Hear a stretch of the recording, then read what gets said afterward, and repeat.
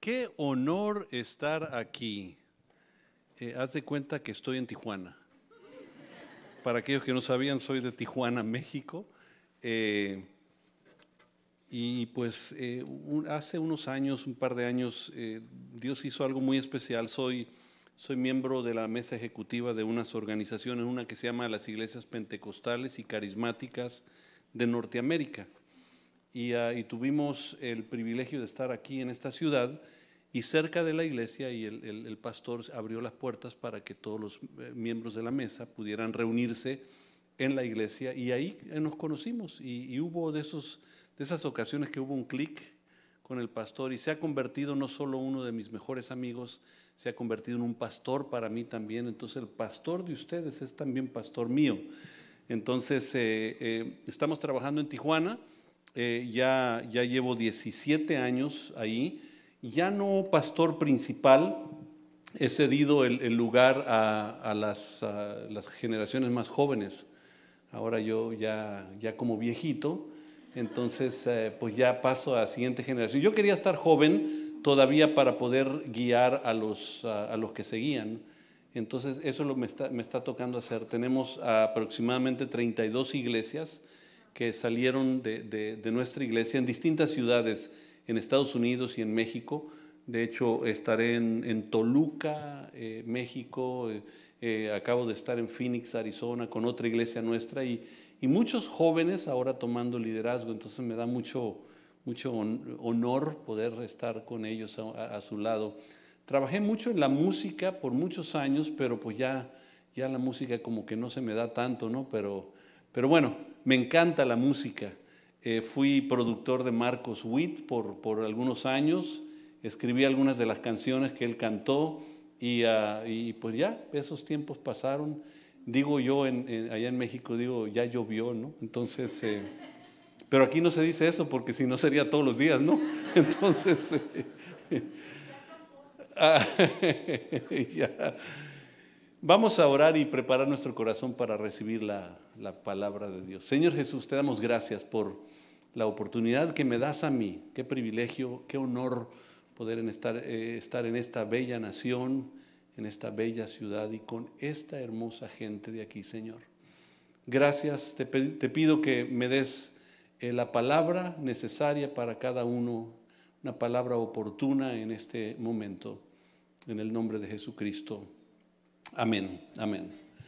La semana pasada empezamos Primera de Juan, hablamos un poquito del capítulo 1 y podemos decir que hay ciertas palabras que son claves. Vida, por ejemplo, la palabra luz, la palabra amor.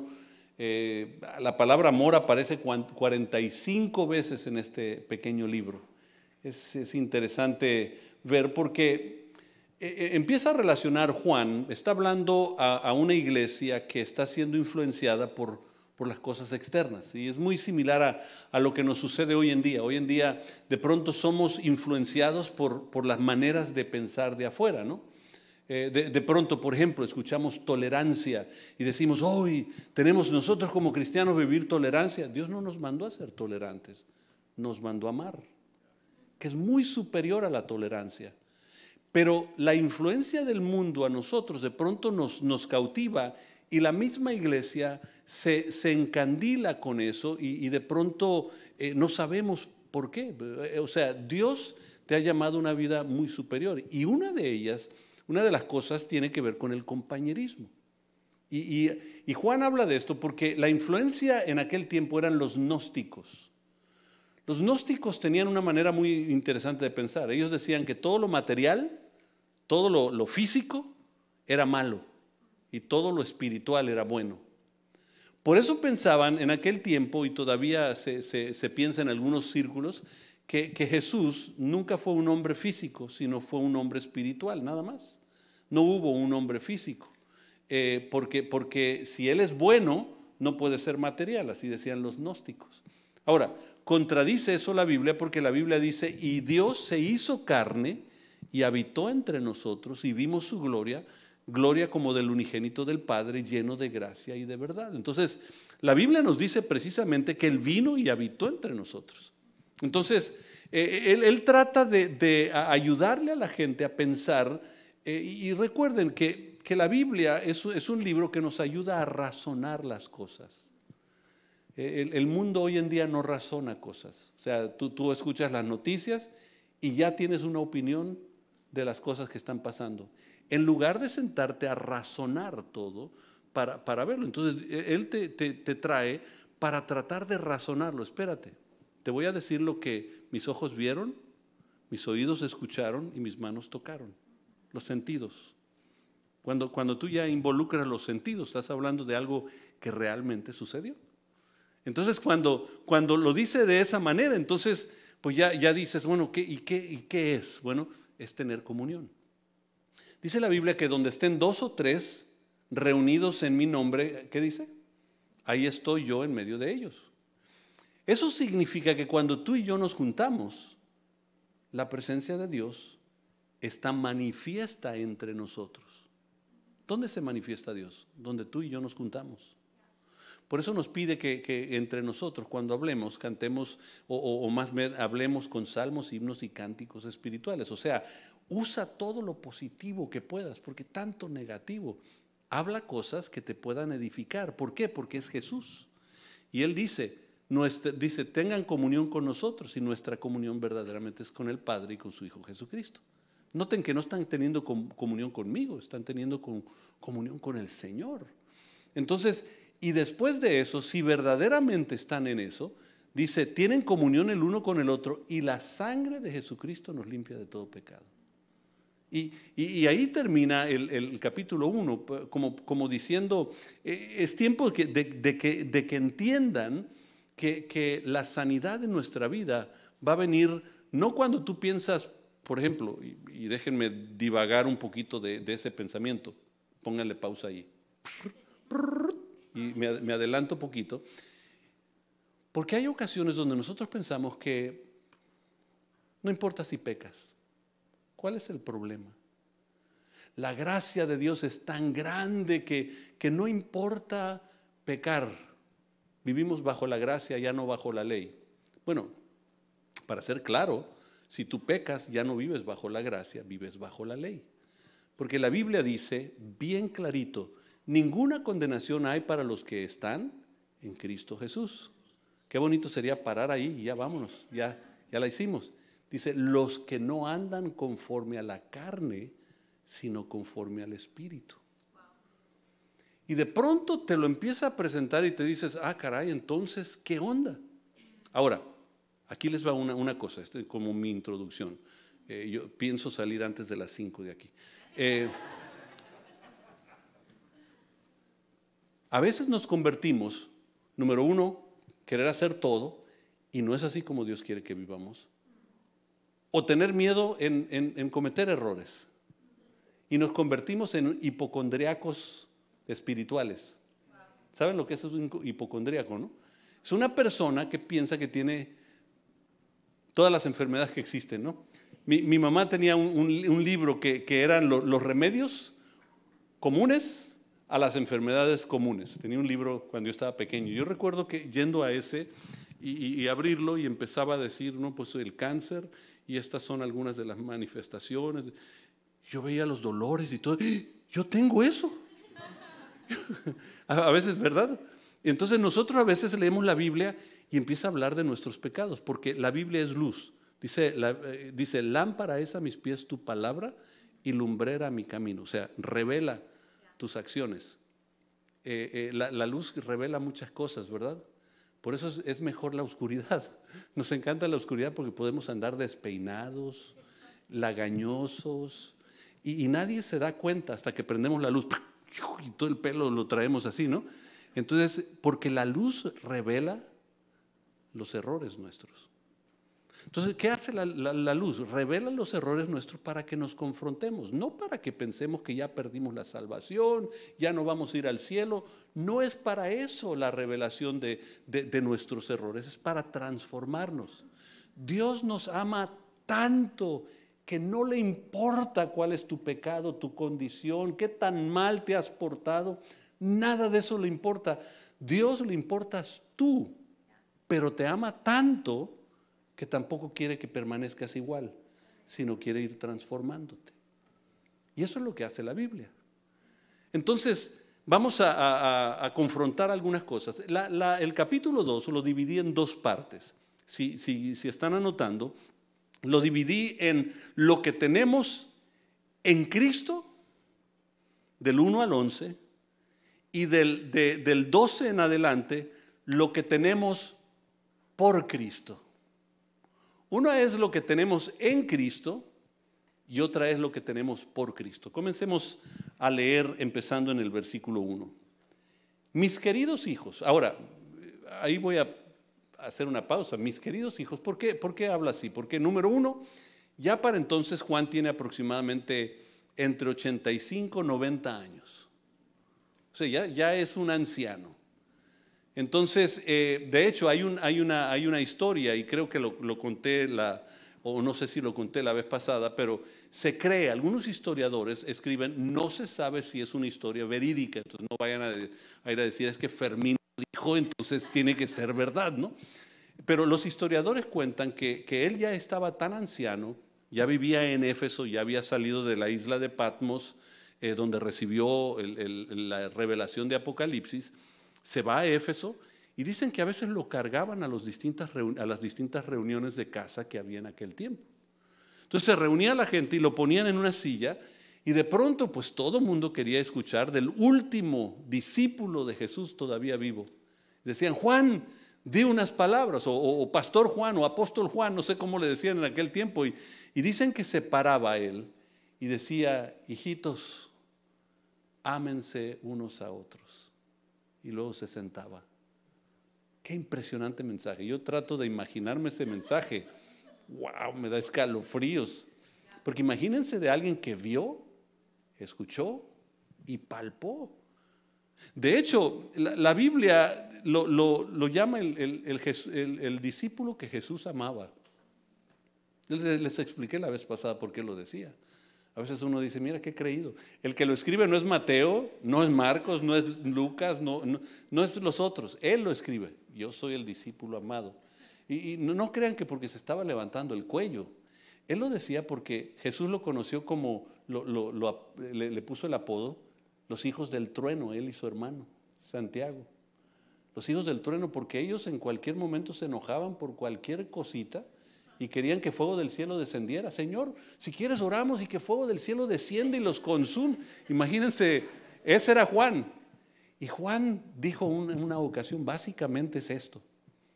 O sea, yo tengo ese carácter tan impetuoso, tan fuerte, que todavía sí Dios me ama. Wow, soy el discípulo que ama Jesús.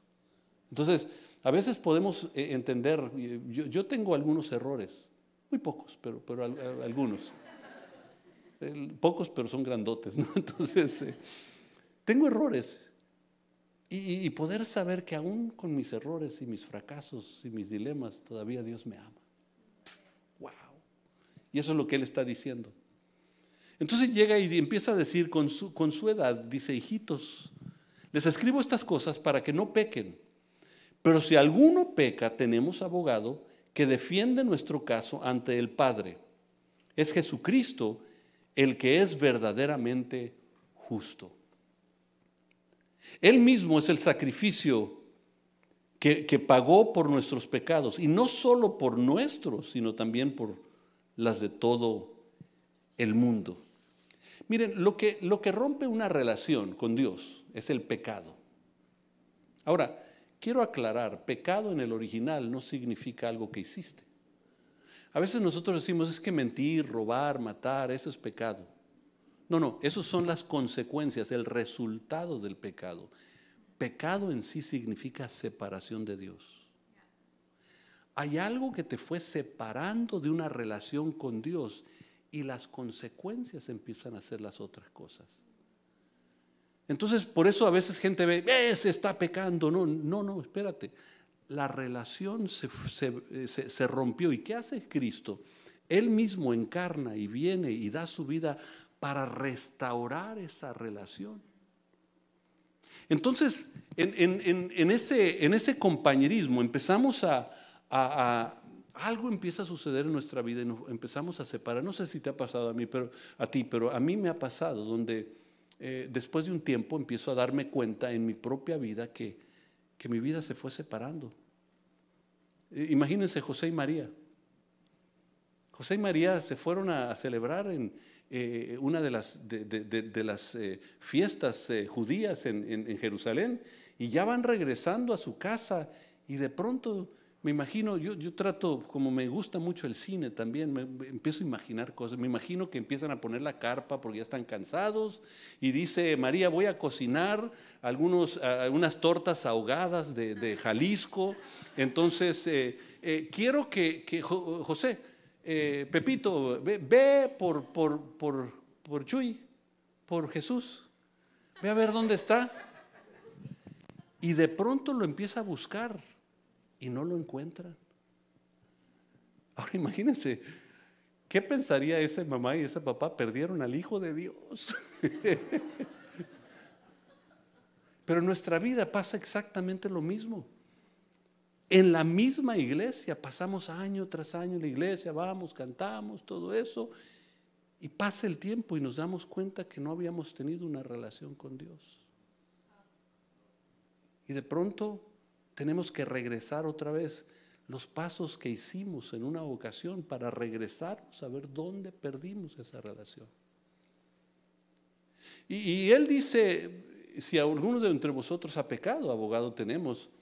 Lo dice porque él está diciendo: sí pecamos.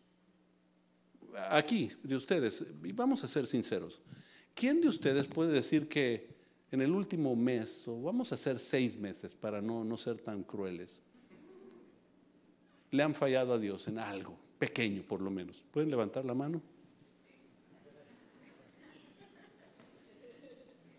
Todos. A nosotros nos habla. Dice: puedes fallar, no te preocupes. Abogado tenemos para con vosotros. Abogado, esa palabra es en el griego es parakletos, la misma palabra que se usa para el Espíritu Santo. Pero es mucho más profundo que nada más decir el que te defiende. Porque esto, Demóstenes, que en el cuarto siglo habla del Paracletos. El Paracletos era un abogado, él precisamente como uno de ellos, pero el abogado que se paraba al lado de aquel que estaba siendo condenado para defenderlo, pero nunca lo defendían diciendo: mi cliente es inocente, como hacemos hoy en día. Hoy en día los abogados declaran inocencia hasta que no sea comprobado culpable. Pero no, él llegaba, ese Paracletos llegaba y decía: mi cliente es culpable de lo que lo están acusando, pero hoy voy a presentar las pruebas por qué ya pagó el precio. Ese era un Paracletos. Es donde Jesús se para a tu lado cuando tú fallas. Tú llegas a Dios y dices: Señor, perdóname. Miren, porque lo que Dios no está buscando es perfección de ti. A veces pensamos, si Adán y Eva no hubieran fallado, todo estaría distinto. Miren, todo estaría igual. Porque el momento que se nos da libre albedrío, fallamos. La única manera para tener amor es darte la posibilidad de rechazar ese amor. No puedes amar si no tienes lo opuesto. No puede haber luz si no hay oscuridad. Entonces te da el libre albedrío para tú decidir. Entonces pone a Adán y Eva en un lugar y les da libre albedrío y fallan.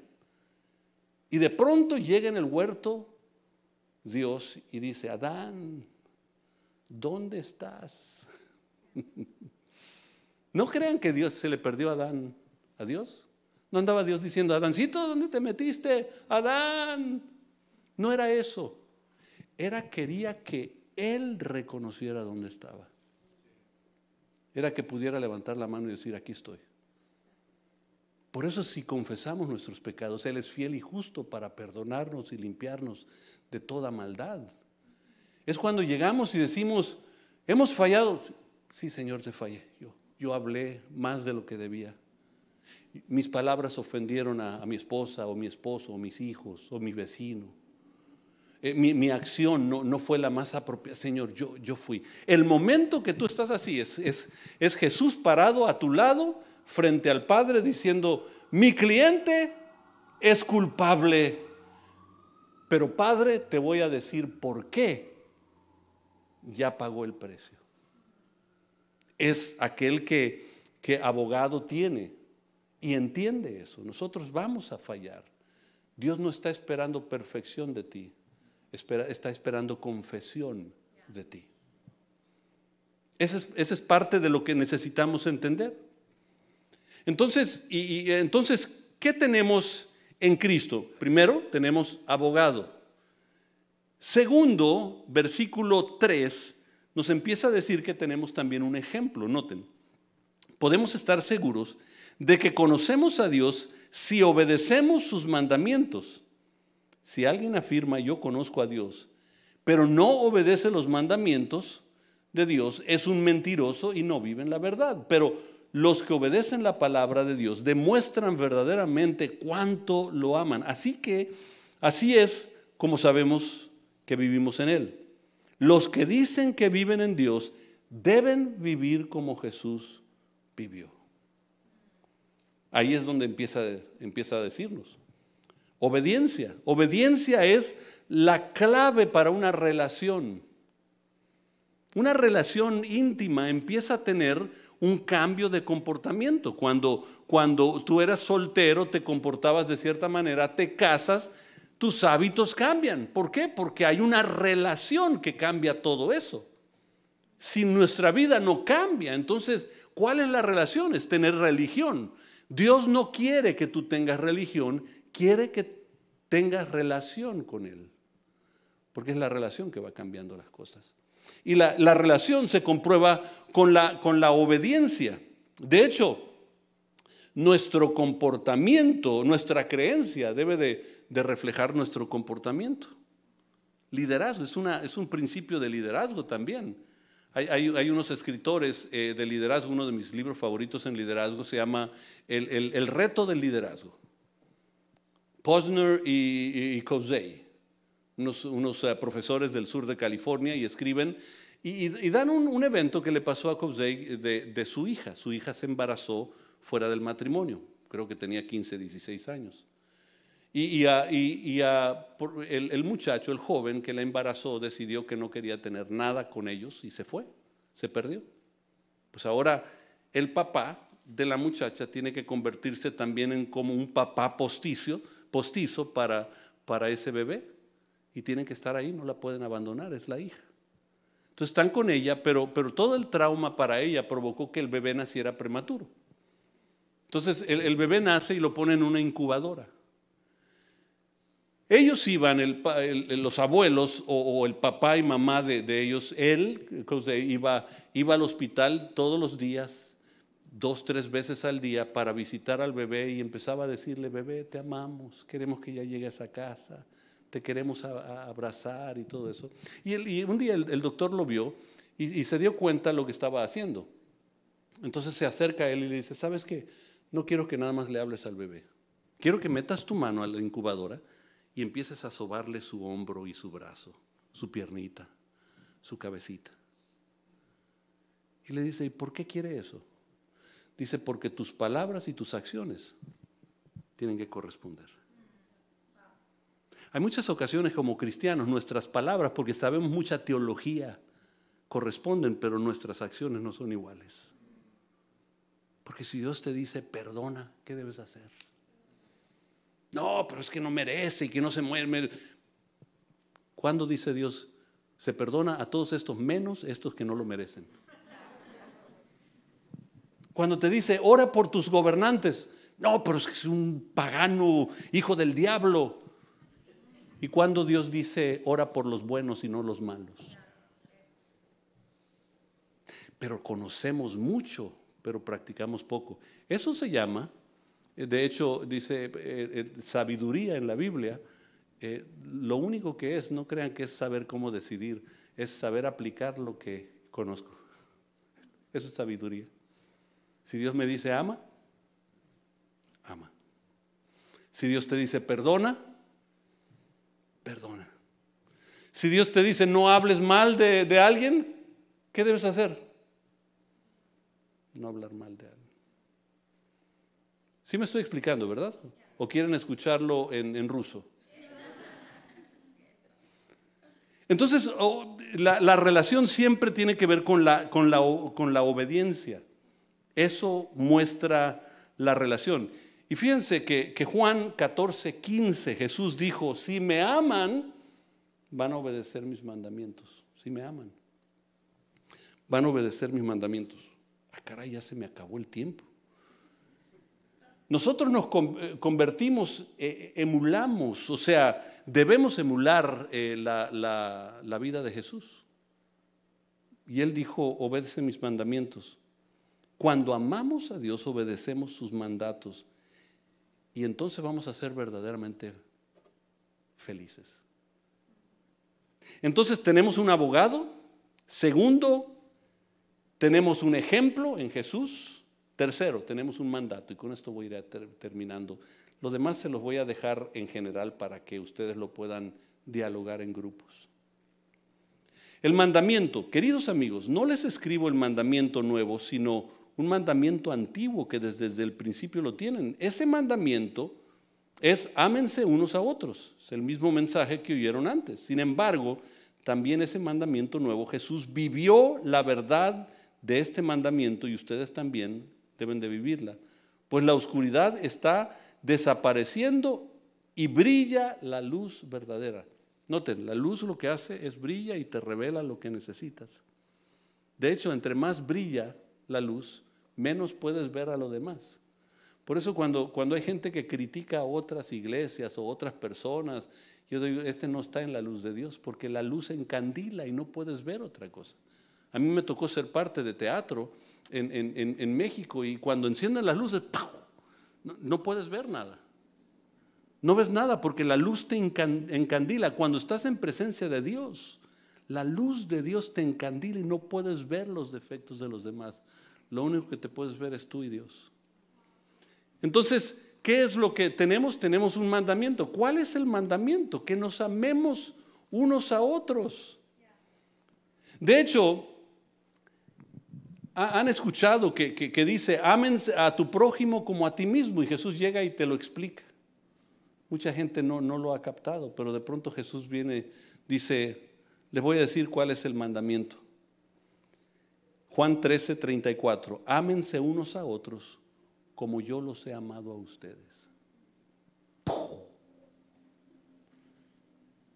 Porque el amor de Dios, Él estaba hablando con los fariseos, los religiosos. Dice, ¿cuál es el mandamiento más grande? Pues es sencillo, ama al Señor tu Dios con todo tu corazón, con toda tu alma, con toda tu mente, con todas tus fuerzas. Cuando tú amas a Dios con todo, ¿qué te queda? A ver, les voy a dar una clase de matemáticas. Si tengo $100 y te lo doy a ti, que no tengo, pero por si acaso vas a extender la mano, ¿no? Y te lo doy a ti, si te doy los $100 que tengo, ¿cuánto me queda? Eso es todo lo que Dios está diciendo. Si amas a Dios con todo, no te queda nada para nada más. Por eso dice, si alguien no rechaza a su padre, madre, hijos y todo eso, y suegras, bueno, eso es fácil, pero si no rechazas a eso, no eres digno de ser mi discípulo. ¿Por qué lo dice? Porque cuando le das a Dios todo, ahora tú te has vaciado de ti a Él, dándole todo, y ahora Él se manifiesta a través de ti para amar a tu esposa, a tus hijos, tu vecino, a todos los demás. Ese es el amor de Jesús. Dice, tú debes amar como Cristo amó. Te lo explica. Porque a veces pensamos, ¿cómo puedo amar a alguien más si todavía no me amo yo a mí mismo? Porque no te has vaciado de ti.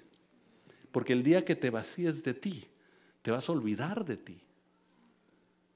Y vas a poder solo manifestar la bendición de Dios para todos los demás. Eso es lo que Dios quiere de nosotros. 3 cosas. Tenemos un abogado, tenemos un ejemplo y tenemos un mandamiento. La segunda parte, nada más se los dejo, tenemos nueva vida. Pásale, por favor. Tenemos nueva vida. Y eso lo vemos del 12 al 14. Tenemos un enemigo del 15 al 27. Y de pronto al final vamos a ver que tenemos una esperanza, 28 y 29. Fíjense que de pronto empieza a decir, les escribo hijos, les escribo padres, porque conocen al Señor desde el principio. Y ahí básicamente está diciendo, si tú crees que la tierra solo tiene 10,000 años, porque algunos creen en la tierra joven, dice, bueno, ahí te encuentro porque yo vengo desde mucho antes. A lo mejor tú dices, no, yo me voy con la ciencia, 15.2 billones. Señor dice, está bien, ahí te encuentro porque yo vengo desde antes. El padre que ha tenido una relación con él entiende el poder de Dios y el joven que ha vencido. Pero 3 cosas. Dice, empiezan a gozar ustedes, niños, jóvenes, padres, el perdón de Dios, el conocimiento de Dios y el poder de Dios. Es básicamente lo que empieza a decir, hijitos. Pero en el versículo 14 te dice el por qué. Porque la palabra de Dios habita en ti. ¡Pau! Jonrón. Porque cuando la palabra de Dios habita en ti y la vives, transforma y empieza a transformar tu vida y todos aquellos a tu alrededor. Y por eso Juan, enseñándole a ese grupo que estaba medio confundido con todas las filosofías externas, básicamente les dice, ok, ¿quieren un compañerismo con Dios? Ok, ahí les va. ¿Ustedes quieren tener una relación con Dios? Ahí les va. Ámense unos a otros. Y yo le voy a agregar las palabras de Jesús, como yo los he amado a ustedes. Ámense. Porque cuando ustedes se aman de esa manera, entonces la verdadera presencia de Dios está ahí. Tú podrás llorar en una reunión, tú podrás hacer lo que sea, pero hasta que no vivamos la palabra, no somos transformados. Y eso es lo que Dios les dice hoy. Capítulo 2 de Primera de Juan. Hijitos, ámense unos a otros.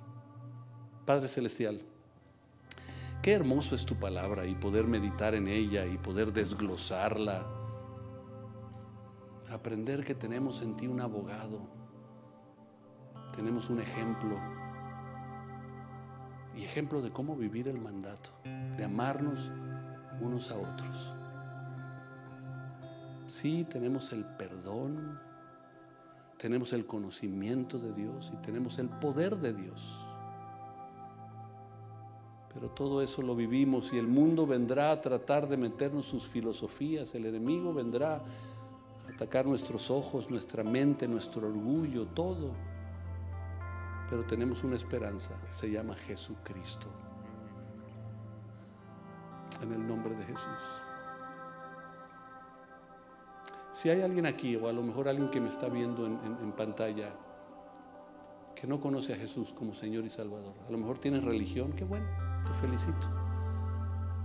Pero la religión es el intento humano de llegar a Dios, pero Él ya llegó a nosotros por medio de Jesucristo y quiere tener una relación contigo. Quiero que tú recibas hoy a Jesús diciendo esto, y díganlo todos para ayudar a alguien que a lo mejor lo va a hacer por primera vez. Digan así: Señor Jesús, abro mi corazón para recibirte a ti como Señor y Salvador. Perdóname y reina en mí para siempre.